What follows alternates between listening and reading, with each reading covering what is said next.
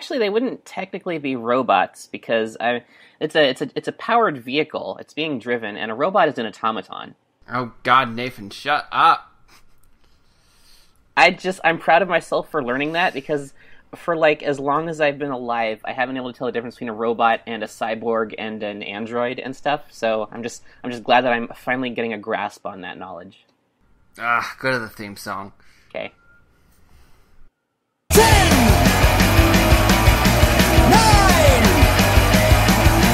8, 7, 6, 5, 4, 3, 2, 1, 0. Oh my god, dude, that was so fucking good. It was. That was the greatest movie I've ever seen. No kidding, man. It's one of those things where, like, we were hyped up, of course. Like, yeah. But, yeah. Like we built it up in our heads to be super, super good, but then it was actually that good. Yeah, when was the last time that happened? It's been, hang on a second. 12, 13. It's been exactly 5 years, because the last time it happened to me was with Cloverfield.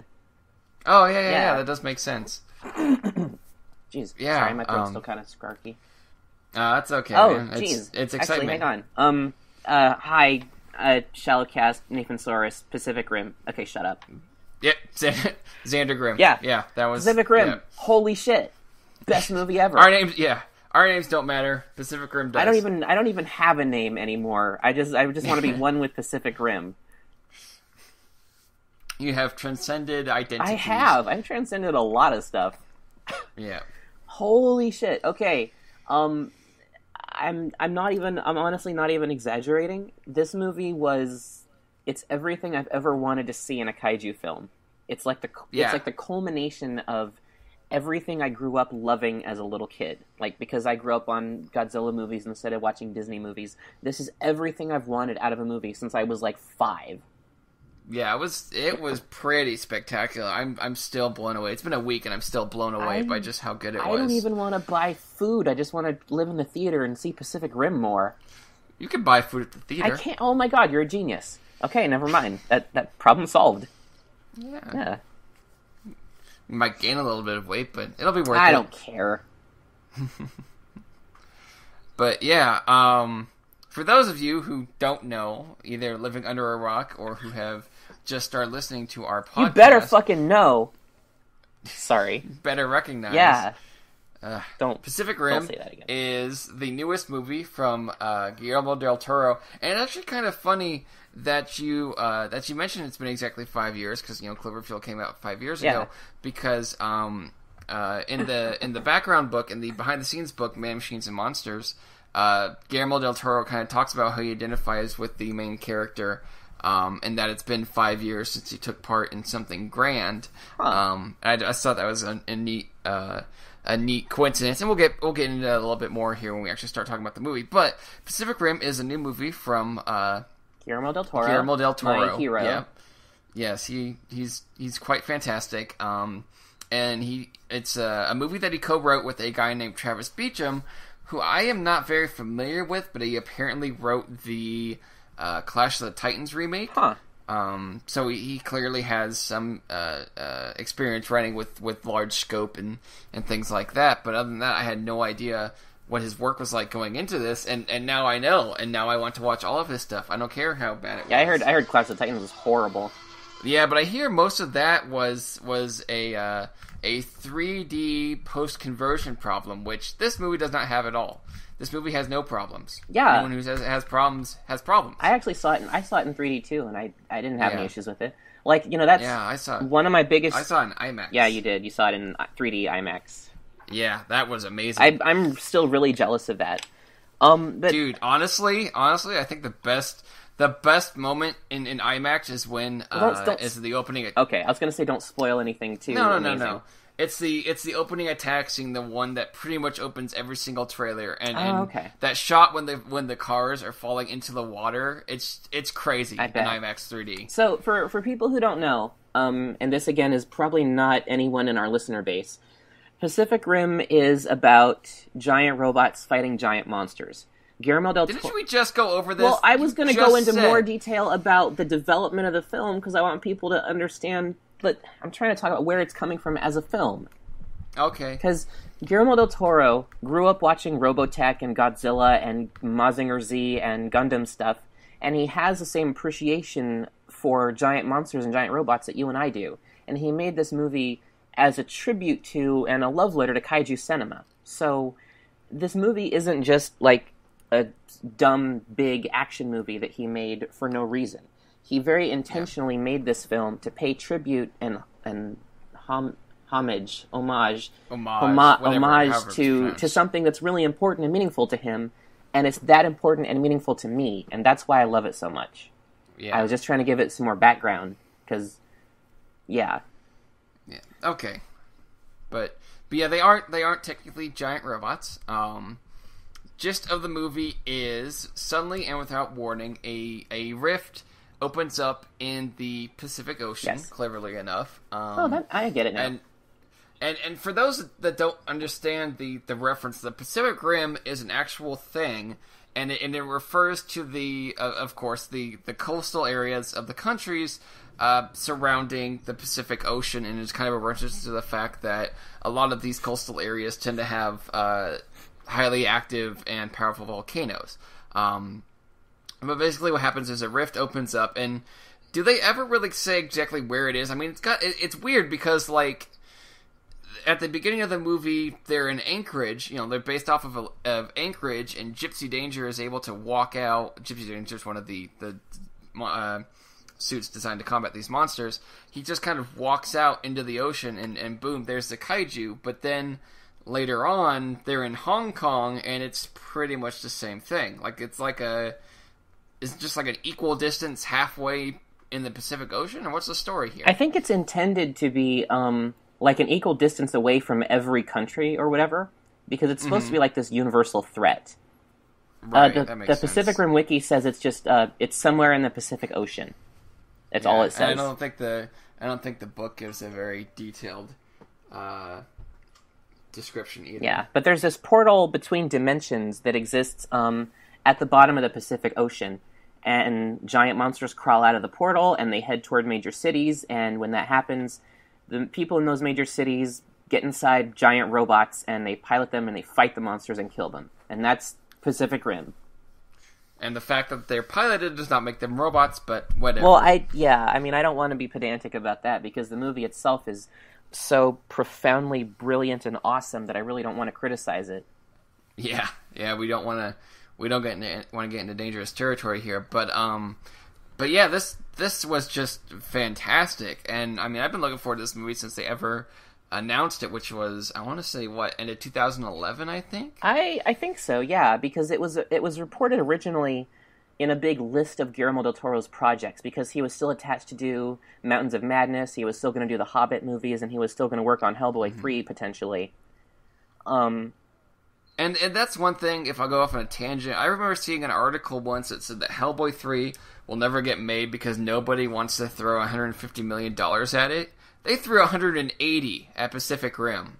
And from what I understand, it's not performing necessarily. It's very critically praised, but it's not performing like it should. And I mean, that's not the point. The point is that it's supposed to, it's a labor of love. But now it does make me concerned the fact that they did throw more at this than they would Hellboy 3, and now I really want to see Hellboy 3. I really like Hellboy. But, well, again, tangents, but now that just kind of makes me worried. I've got tons of Hellboy stories, I can tell.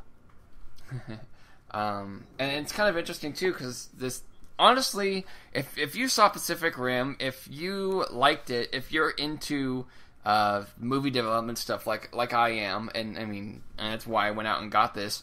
The book, which is of course Pacific Rim: Man, Machines, and Monsters, is full of interesting information on how they made the movie and just the work they went into it. And one cool thing that I kind of, or coincidental thing that I think is interesting is that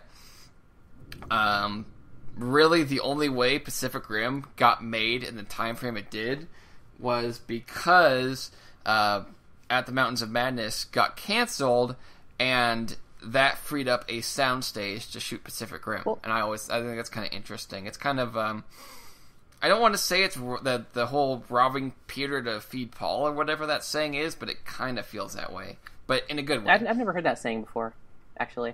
It's kind of like, I don't know if I'm butchering that saying, but it's basically the same theory behind a Ponzi scheme, where someone gives you money, you use that money to pay somebody else back, and it just kind of fucks out over everybody. It looks like the saying is actually robbing Peter to pay Paul and Mary. So okay. It's like a 70s thing. So I didn't know that. Oh, okay. Actually, it's funny you mentioned that, though. At the Mountains of Madness, from what I've heard, it got canceled partially because Del Toro didn't want to budge on having an R rating. He wanted to have Tom Cruise. He wanted it to be R. And he wanted like $100 million to make it. And the studios really wanted to make it, marketable and safe. And, you can't do that with an H.P. Lovecraft thing. So it was doomed from the beginning. You can't do that with Del Toro. Although I guess they kind of did. They kind of did, but it was an intentional thing. Well, I mean, he has a sensibility to do a Cthulhu story. I mean, even the Ogre Jihad and Hellboy 1 are big tentacle space monsters anyway. He knows how to do that. True. It's just, I don't think any studio is going to sign off on a Lovecraft movie, and that Lovecraft movie will get done the right way. Because it's just this kind of... First of all, if you really adhere to Lovecraft mythos, you'd have to be super racist about it. And secondly, you'd have to just be non-stop horror, non-stop body horror and gore and monster terror. And I just don't see any studio in their right mind signing off on it. Yeah, that makes sense. It'd have to be an indie thing. But that is not related to Pacific Rim at all, so fuck it. No, it's not. And that is actually one thing, too, because... I'm really excited, again, I'm sorry. In this book, they actually talk about how... they talk about, like, the rules that Del Toro set down for kaiju, and one of them was, no tentacles, nothing furry. It's set to three different classifications of animals, which are very, very obvious in the designs of the kaiju. But yeah, I think it's kind of funny how again Cthulhu, Del Toro has an affinity for tentacle stuff, and at the same time he knew that he didn't want to do that with Pacific Rim. But yeah, it's really, really great. I'm wondering, do we want to kind of set up the story anymore, or it's just monsters attack, we build weapons to fight them, drama happens? Well, in the same way that Pacific Rim is very intentionally filmed and written and paced to evoke a certain sense of wonder and awe, and that's really the main thing you should take away from it, I think our review should be paced to focus on the sense of excitement and just passion that we have about it. So I don't know if we need to spend too long on the story that the audience is going to see in the theaters anyway. That's true. We see a bunch of people that pilot these giant robots called Jaegers, and you have to have two people piloting each Jaeger because the strain on a human's brain is too great otherwise. So there's a huge emphasis on coming together regardless of your background and your culture, and really becoming intimate and trusting of someone on the most personal level possible, because you're inside another person's brain. So right, and you're sharing memories, and it's one of those things where that's actually a good line when one of the teams team up for the first time. It's Mako and of course Raleigh, who are the main heroes of the movie, Mako. And Mako. Yeah. Sorry, I don't know how I messed that up. But she just kind of grins at him and goes, "Aren't you going to say anything?" And he just grins right back and goes, "There's no need. You're going to be in my head in 5 minutes." So, and that is, I like that. I like that theme a lot. The fact that there are two people having to pilot this thing, and just considering what humanity does to itself, just this kind of coming together to battle a great evil, I think is pretty cool. I think so too, and that was another, I've seen plenty and reblogged plenty of quotes about that from Del Toro, about how it was supposed to be a global threat and a universal film, and that's why, there's only one American in the movie. Well, I guess there's two. I think Stacker Pentecost is an American too. But he sounds pretty British. Oh, that's true. It's Idris Elba though, so you can't tell. It's hard to tell where he's from. But he emphasizes in the film, globalization and these countries working together and cooperating, and it's just such a far cry from like Transformers or just generic stupid summer blockbusters, because it's so intentional a departure from everything that we normally get in a big dumb summer movie.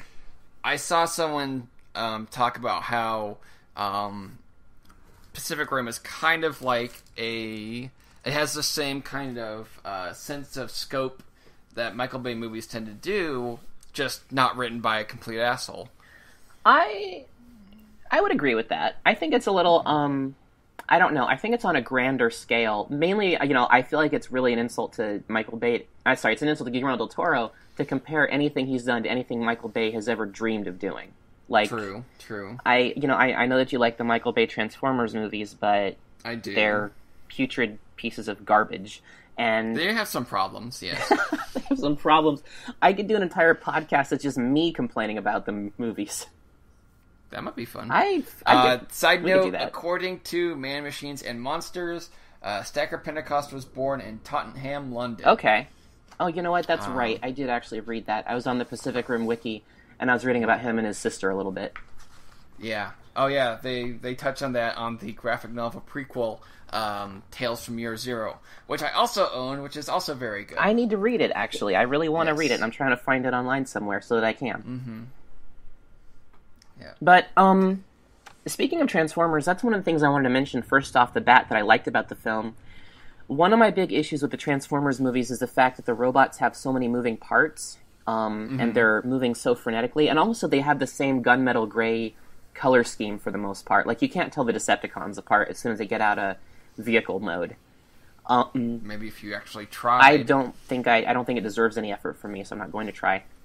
Fine. But, I mean, you can simulate a fight scene from Transformers by rolling a bunch of paper clips around, and you've gotten the same fight scene and the same emotional connection from doing that on your desk. But in Pacific Rim, even in 3D, you can still tell which robot is which and which monster is which, and you can keep track of who is where and who just got knocked down. And you don't have that same feeling of I don't know which character is which that you get from a lot of fight scenes in modern movies. Yeah, I feel you on that. And I mean, that's really my only... I mean, it doesn't really matter with Avengers, really. But they are wiping out, hordes of identical cannon fodder aliens the whole way through. And you don't get a sense of individual threats in the same way that you get to see this monster you're afraid of versus this hero you're invested in. Right. And there's some great bits of setting up these fights very quickly. And it's like, okay, this is what's going on. And... this is what's going on. These are who are involved, and have fun. But you're able to keep track. Yeah.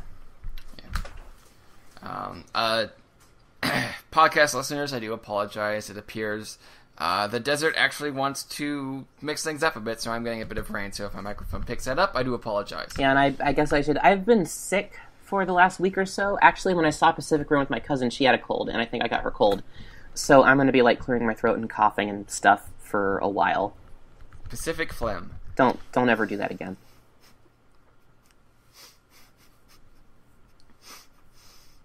Did it not make you Pacific grin? Okay, podcast over, everybody.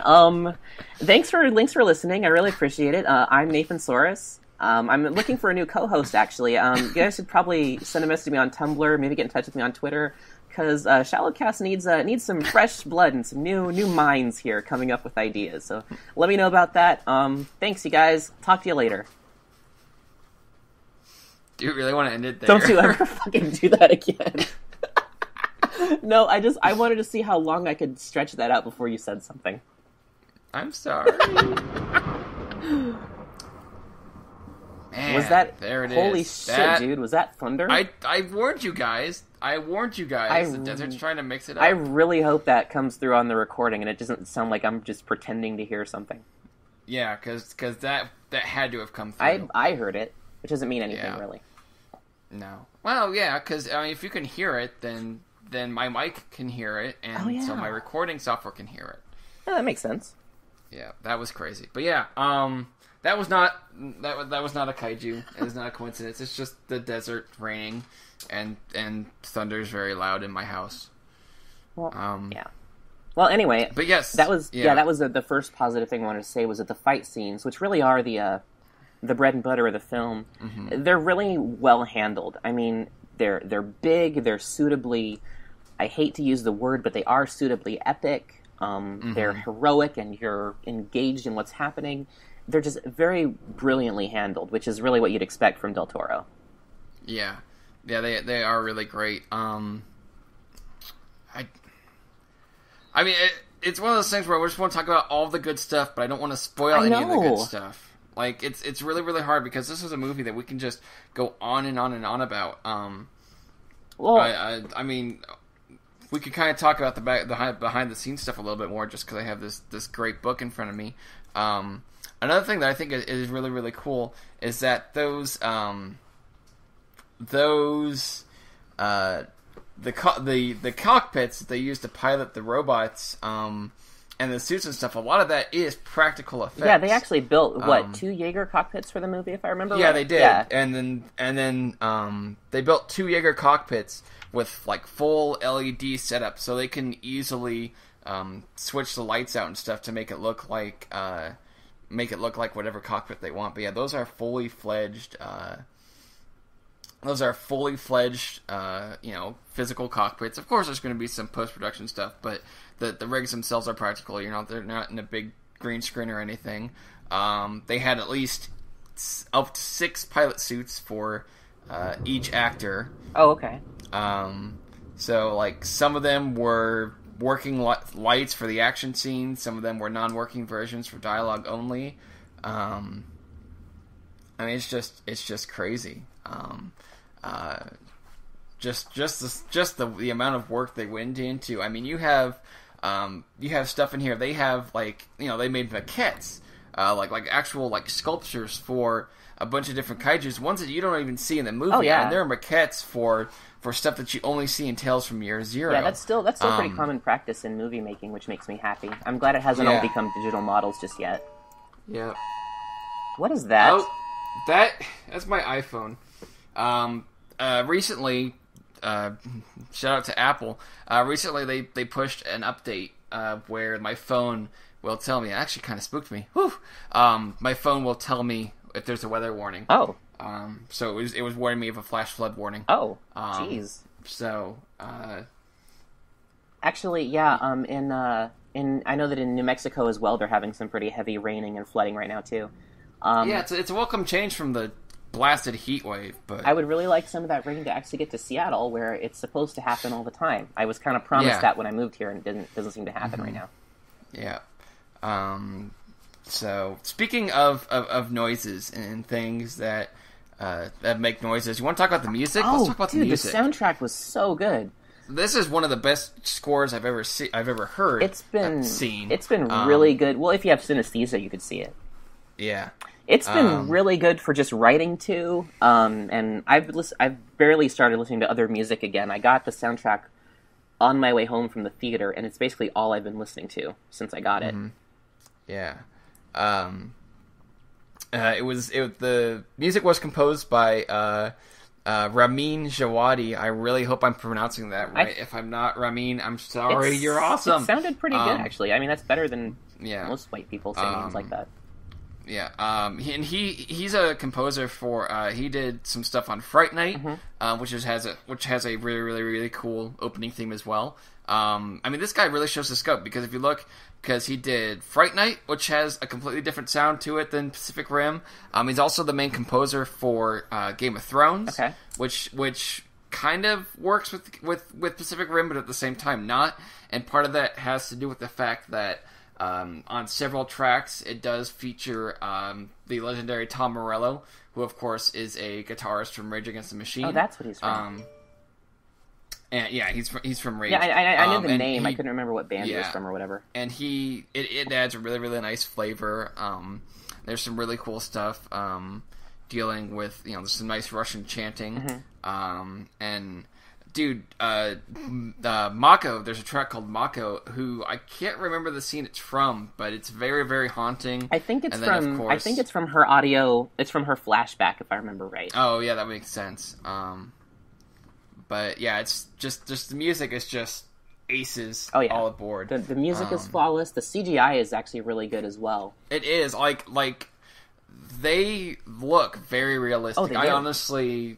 Like, if you saw it walking down the street, you'd be like, well, there's a giant monster. I'm dead. Like, it does not look very, very fake. And just as a comparison, I was watching a movie, and it had a trailer for Jack the Giant Slayer on it. and it looked very nice. The movie looked very nice. The scope and the sets looked very nice. And then the actual giants come up, and they look like shit. I mean, it's really, really bad. I mean, we're talking not far from Godzilla 98 territory. Ooh.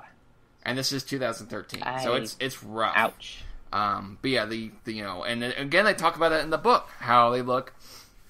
I'm talking about how if they light the Jaegers wrong, they'll look too small. If the monsters move too fast, they'll look too small. Yeah. If the 3D's not done right, they'll look like guys in suits. So it's just they put so much work into this movie. It's a very meticulous film. Yeah. And I think this is the reason a lot of people are giving it, they're saying, there are some people that have said, the plot is weak, the characterization is bad, this is a dumb movie. But I don't agree with that. This is a very deliberate and calculated film. It's designed, like I said, to evoke very specific emotions and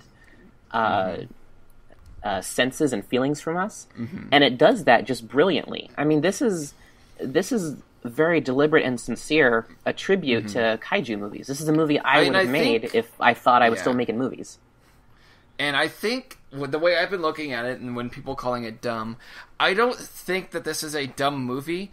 This is a movie that makes you not have to think very hard. It's it knows what it wants to be. It succeeds, and I mean, it doesn't make things hard for people. It's like, okay, it sets up its world very, very simply, goes right into it, doesn't waste time with that much exposition, but I mean, it's one of those things where there's certain stuff you have to go knowing in. Yeah. I'm trying to well, say. And it benefits from having a relatively simple premise, because that was a thing people took issue with in Cloverfield, where, okay, I was there on day one for Cloverfield, because, not because of, but due in large part to the fact that I'd followed the viral marketing since I saw that first trailer before Transformers. Right. And Pacific Rim did have some limited viral marketing, but it in no way affected your understanding of the film, in the same way that if you don't know it about Cloverfield, you don't know what the monster is and you don't know what's happening.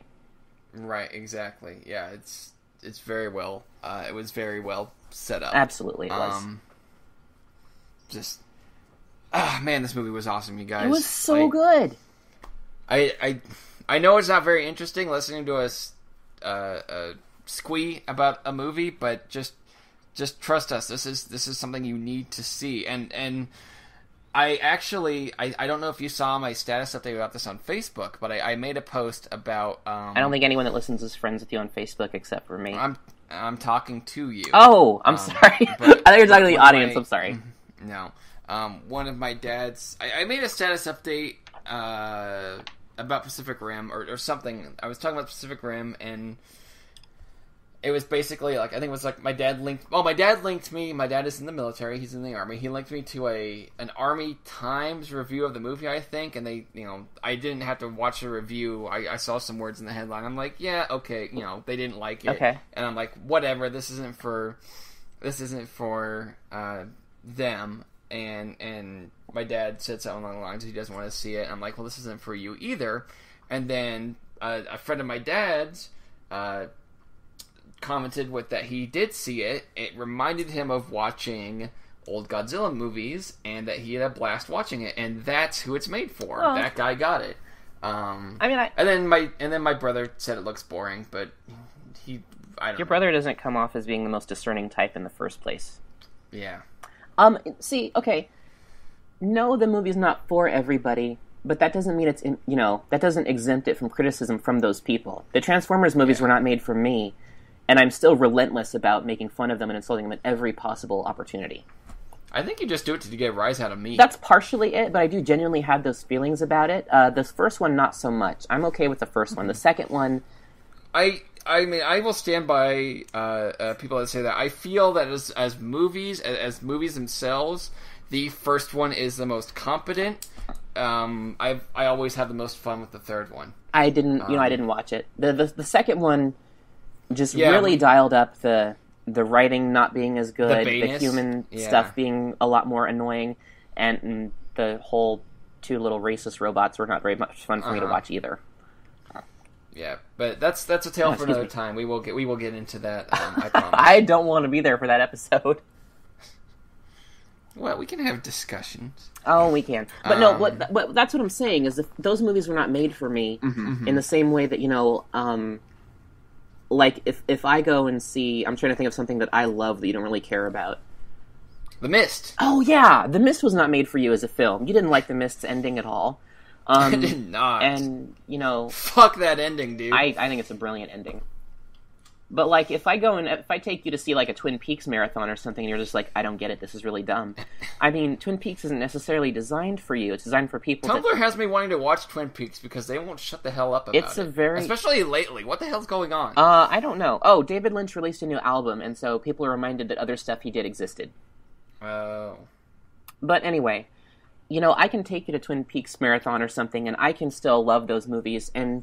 It may not be specifically intended for you because you might not have the same sensibilities as David Lynch, where you enjoy that kind of... Does anybody have the same sensibilities as David Lynch? I think if I got really high, I would. Is that ever going to happen? No. Then no. But nobody else. But has he has this sense of like selective absurdism.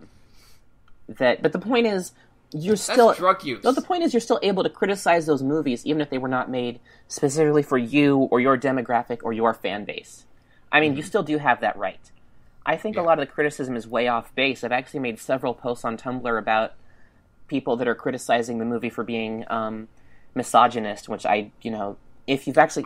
okay. What? Okay, there are a lot of people that will talk about how Mako is a damsel in distress type, and I made that... No, she's not. No, I know. And I made that huge Tumblr post about how, she's the soul of the movie, she's the main character, really, and she's the strongest, most capable...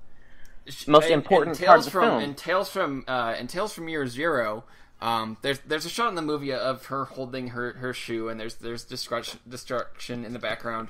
And in Tales from Year Zero, they talk about it like it's like an iconic image of the early years of the war, similar to some images. I mean, they don't say it in the book, but like the one that comes to mind, and I'm not trying to trudge up memories for anybody, but that image of the Oklahoma City bombing with the firefighter holding the baby, like I don't think I've ever seen that. That's kind of the idea that I got, was that it was a similar image. It held a similar power, and again, if I'm only off base, I do apologize. But yeah, they do talk about how she was that was a classic image of the war, and then of course in the movie they set her up. I mean, she is. They say it. She's heading up this giant renovation project, and she's clearly skilled. I mean, it's just she's awesome. She's the heart and soul of the movie. Mm-hmm. And no, I absolutely agree with you. I mean, like I said in my Tumblr post, I think a lot of people either didn't like the movie or wanted to criticize it for some reason. Yeah, and they looked for, and this is this is a thing I won't go into detail on this because I did say it like directly on my Tumblr. Yeah, a lot of people are just looking for any sign of weakness or any sign of hesitancy in female characters, so they can say this movie is anti-feminist, this movie's misogynist. And I think that the people that were looking for this and decided they saw this in Mako, they just had a vendetta against either the film or they just wanted to see that stuff in her because it's not there. There isn't any valid criticism of her as a role model for women or as a strong female character. Because, I mean, she's an Asian woman, and she isn't treated as, like, exotic. She's not, like, somebody's fetish. She's not even a love interest. She's a hero in the film, and she's not set up as a prize for Becket. And so... And Del Toro goes into that in the book as well. Yeah. I'm telling you guys, buy this fucking book. Well, and I mean, this is stuff that I've read on the... I mean, I've seen all this stuff on the wiki and in the interviews and stuff as well. But this is stuff that I've known about. I mean, this is stuff that we both know. Yeah. But that's the thing. The criticisms of the film I'm seeing are not very good. They come from a place of disingenuousness. Disingenuousness, I think is probably accurate. Because it's not an anti-feminist movie. It's not a racist movie or a movie that fetishizes its characters of color. This is a very sincere, intelligent, and deliberate movie that is just a good movie. Mm-hmm. And people are criticizing it or disliking it because they don't understand it or they resent the fact that it's not dark and cynical. I mean, it's not The Dark Knight Rises, and it's not, I don't know, Captain Sad's visit to the Sad Factory. Which that was a script I wrote. Captain Sad's Visit to the Sad Factory. That's not true. But yeah, okay. I'm criticizing the criticism of the movie now. Critiception. Don't do that. Okay. That would be if I gave you the idea to criticize something. Oh, that's true. Yeah, it's not a thing inside of another thing. It's getting the idea to do a thing. Yeah. Well, okay. I think I've ranted for like 20 minutes. Do we want to do like our final thoughts? I don't think that was a there's good rant. any question about whether we'd endorse this movie or encourage our followers to go see it. I wish I had money to get tattoos for this movie right now. I'm gonna as soon as I can. Yeah, right. I need money to buy the toys. I need money to get tattoos. I need money to get those fucking books. I want them really bad. Yeah, these books are great. And the nice thing too. Another thing I forgot to mention. The graphic novel prequel, Tales from Year Zero. That is actually written by Travis Beacham. So it's it's written by the screenwriter. It's endorsed by Del Toro. I mean, it's about as official as a prequel as you can get without them actually making a prequel, which wouldn't happen, but it'd be really awesome. So yeah, this is great. I like this movie a lot, and I want to go see it again. Oh yeah, I've been waiting my life to see this movie. It was dedicated to Ray Harryhausen and Ishiro Honda, who are the best monster makers ever. And that, to me, just is all you need to know about how sincere and heartfelt they were when they made the movie. Mm-hmm. I was talking, and this is the last thing I'm going to say on it, I think. I want this to be the takeaway from me about this episode. I just want this to be what people get that I got out of it, you know? I was talking to Trevor on Twitter about it, and I was talking about how much I love the movie and how I grew up on kaiju movies and how ever since I was 5, I rented Blockbuster video monster movies every Monday night, and how monsters just like informed my storytelling sensibility and made me fascinated with them and cryptozoology. And Trevor said to me, "I'm glad you found your Star Wars." Mm-hmm. And that's just the most astute thing you could say about this movie and about how I felt about it. Because this movie is the culmination of and a tribute to everything I grew up on. The way that Star Wars was the ultimate distillation of like the Flash Gordon pulp sci-fi that Trevor grew up on. And so this movie is just, it's the ultimate love letter to what I love most, and it's the most important and meaningful and special movie to me. And that's why it's my favorite movie. Because it's everything that I love just paid tribute to in the most sincere and unironic and uninsulting and non-condescending fashion possible.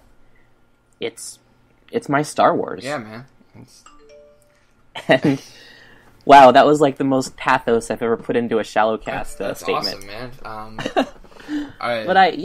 So I know. So we just went through that, and so I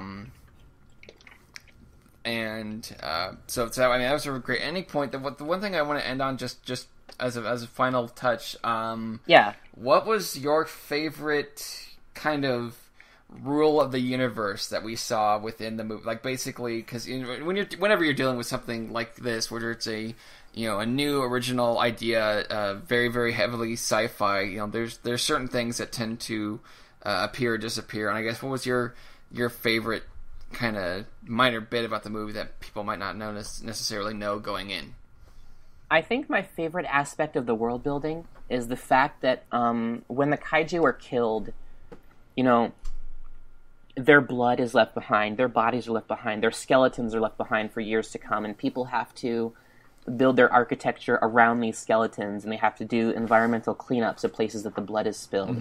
Because in a lot of monster movies and in a lot of in the Transformers movies and stuff, after those fights, there's nothing left behind. Yeah. There's no permanence to what's taken place. Yeah, I mean, heck, even Godzilla pretty much just vaporizes every single thing he ever goes up against. And then he goes back into the sea. Yep. Like, King Ghidorah flies away, Gamera spirals off to wherever he goes, Mothra flies off. Gigan is a dick. Gigan is a dick, and nobody likes him. And then in Pacific Rim, the kaiju, where they fall, they stay there, and they're dead, and these bodies are left behind, and people aren't going to forget that. Yeah. And that's just such a really clever, and it's not simple in the sense that it's unintelligent. It's simple in the fact that it's elementary and it makes perfect sense. Right. A decision. It's just, it makes so much logical sense, and it's just one of those touches that I think is just, it's one of those things that Del Toro is just such a genius about, because this man absolutely is a genius. Mm-hmm. He's one of my inspirations. Yeah, I mean, mine's not quite as in depth as yours is, which again, there's nothing wrong. But I just like the fact that it doesn't blow up the fact that it's taken, because it is near future. We're talking 2014 through the 2020s, so it's not that far off. But at the same time, people have done shit like that before, and I just like the fact that it's still very much modern. There's not a lot of stupid ass modern technology going around, except for the fact, except for the Jaegers and stuff. And again, that makes sense that military technology would advance at a faster rate than consumer. There's not a lot of stupid fashion. There's not stupid slang, even among the military types. They don't have slang for each other. They don't have slang for the monsters. It's just it's very, very reserved. It looks like what the future should look like. Yes, stuff is advancing, but it's not exponentially and stupid. Mm-hmm. It's kind of timeless in a way. Yeah. Aside from the fact that they do date it to 2013 and then onward, it could take place at any time period that humans have, I think, because there aren't nobody sits back and they listen to their Sony Walkman or like in iRobot when he has those Converse that are vintage 2007, and it's like, come on, dude, that was unnecessary. But yeah, I said to you, I texted you this after you mentioned it. The fact that there's no future slang and dumb future terms, I think that's pretty shway. Oh, god damn it. I'm sorry. I just really like unironically using slang from Batman Beyond. I just think it's really funny. Actually, Emmy is the one that got me started doing that, so you should blame her if you blame anybody. I'm just going to blame everybody. Well, I guess that's a little bit better. I don't want you picking on my dog. Like my literal dog, not my, like, a dog. Okay, I won't pick on her. Good, because then I'd have to get on your case about that, and you wouldn't like that. Nope, can't have you on my tail. Was that supposed to be a dog joke? Because shut up. So, Pacific Rim. It's fucking genius. Go see it. 10 out of 10. Go see it. 10 out of... I don't know, it was like 9,001 out of 10. Yeah. What, 9,000? There's no way that can be right, except it is right because it's that good. Yes. Oh, and by the way, if any of you bastards get the idea to start... You disgusting I pieces swear of to God, shit. If somebody starts shipping Newt with a kaiju or something, I'm gonna stab you in the tender areas. No shipping that is not canonical, you guys. Is there any canonical shipping? I mean, I guess the Russians are married, but that's about it. Yeah, the Russians are married. Okay, there is an argument to be made for Mako and Becket, but I don't agree with it. I think they have... Oh, yeah, because there is a moment... Well, I understand it.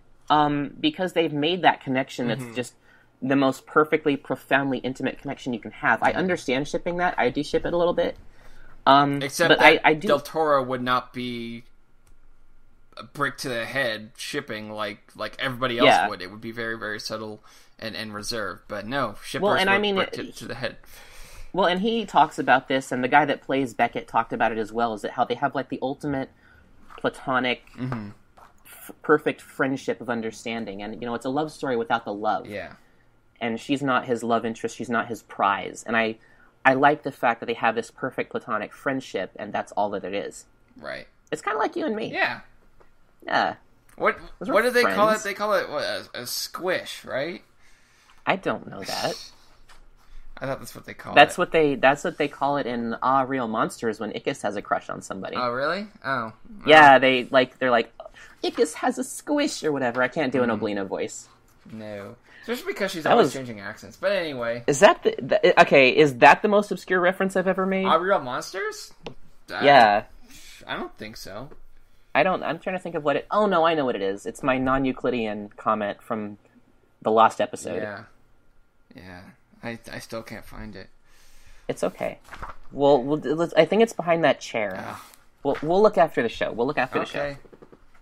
But anyway, Pacific Rim. Xander and I both gave it perfect scores. Yes.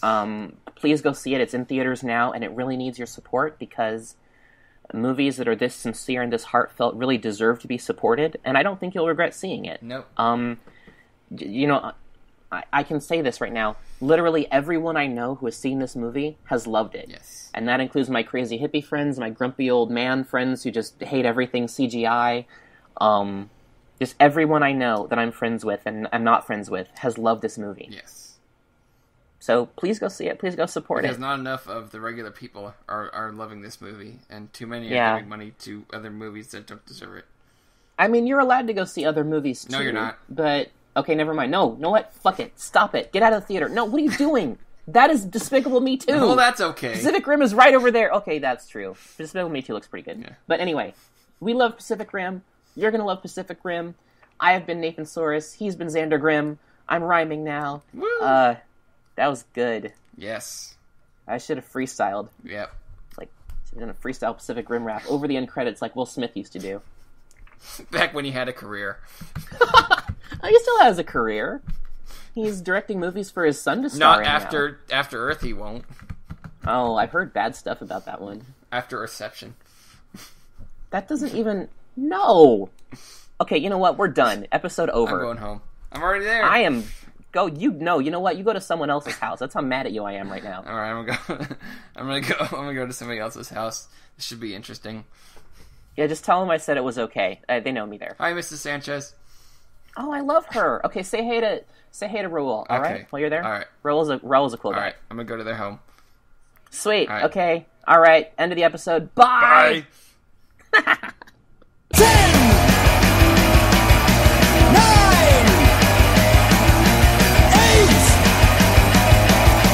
7, 6, 5, 4, 3, 2, 1, 0.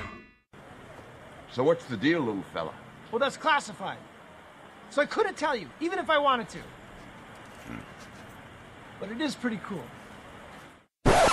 Spoilers.